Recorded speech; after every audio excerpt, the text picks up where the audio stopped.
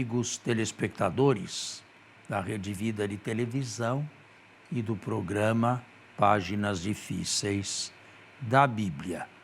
Nós estamos escolhendo alguns textos do ciclo de Abraão. Eu já disse, já tive ocasião de me explicar aos telespectadores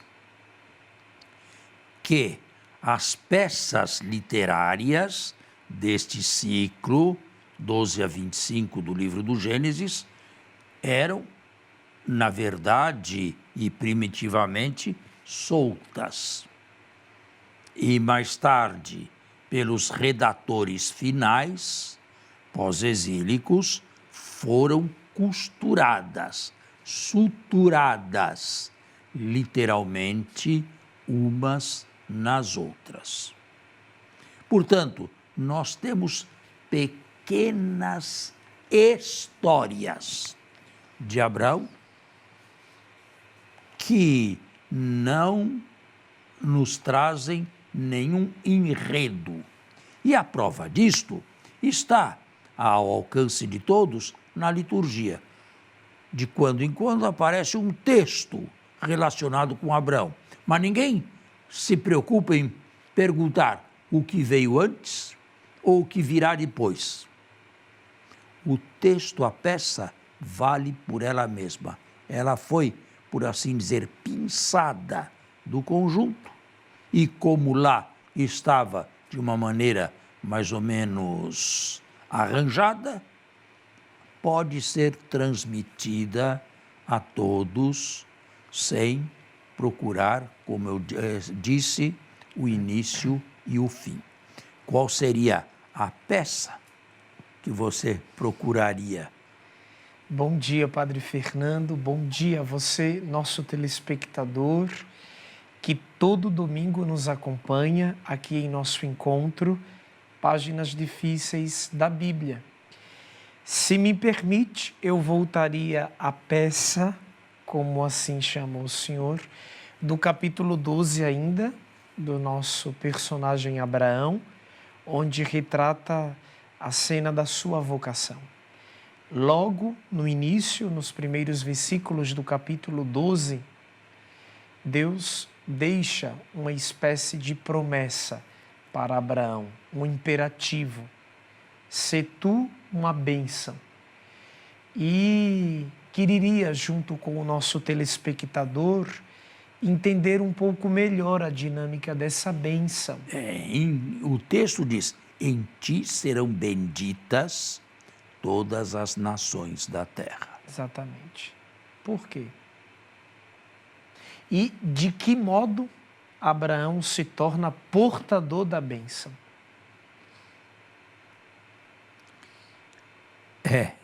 A resposta existe, mas é um pouco longa. Eu pediria a você a abrir a Bíblia na carta aos Romanos, lá no final. O senhor vai responder na carta aos Romanos, capítulo 4.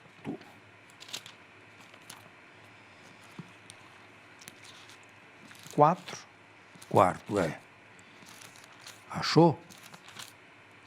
Antes de começar a ler, eu preciso explicar. Paulo está tratando nesta carta de uma justificação, primeira questão, uma justificação pela fé, sem as obras. Isto é, uma justificação, tornar-se justos diante de Deus gratuitamente, apenas crendo. E, para mostrar que a sua doutrina, a justificação pela fé, que no protestantismo clássico se tornou também uma das colunas dos reformadores, não está em desacordo com a Sagrada Escritura. E então, para mostrar a harmonia dos dois testamentos, após ter falado que o justo se torna justo diante de Deus, ou é justificado por Deus só pela fé e não pelas obras, ele dá o exemplo de Abraão. Aí vem. Do versículo 1. Começa lá, do início. Que diremos, pois, de Abraão, nosso antepassado segundo a carne? Ora, se Abraão foi justificado pelas obras, ele tem do que se gloriar. Abraão, porém, não foi justificado pelas obras. E isso está em Gênesis, capítulo 15, versículo 6. Volta a Gênesis 15, 6, e lá, pela primeira vez, entra a palavra fé na Sagrada Escritura. Abraão creu, teve fé em Yahvé, e lhe foi tido em conta de justiça. E este ato de fé o justificou diante de Deus. Agora volta a Paulo. Mas, repito, ora, se Abraão foi justificado pelas obras, ele tem do que se gloriar. Isto é, de si mesmo, das próprias forças. Mas não perante Deus, que diz com efeito a Escritura: Abraão creu em Deus, e isto lhe foi levado em conta de justiça. Você acabou de ler. Ora, a quem faz um trabalho, o salário não é considerado como gratificação, mas como um débito. A quem, ao invés, não trabalha, mas crê naquele que justifica o ímpio, é sua fé que é levada em conta de justiça. Como, aliás, também Davi proclama bem-aventurança. A harmonia não está apenas no Pentateuco, mas nos Salmos também. Do homem a quem Deus acredita a justiça, independentemente das obras. Bem-aventurados aqueles cujas ofensas foram perdoadas e cujos pecados foram cobertos. Bem-aventurado o homem a quem o Senhor não imputa nenhum pecado. Ora, esta bem-aventurança é somente para os circuncisos. Judeus. Ou também para os incircuncisos? Pagãos. Dizemos com efeito que para Abraão a fé foi levada em conta de justiça. Mas como lhe foi levada em conta? Estando circuncidado. Ou primeira obra da lei. Quando que Abraão recebeu a justificação? No capítulo 15 do Gênesis. Circuncidado ou incircunciso? Tendo cumprido o primeiro preceito da lei ou não cumprido nada?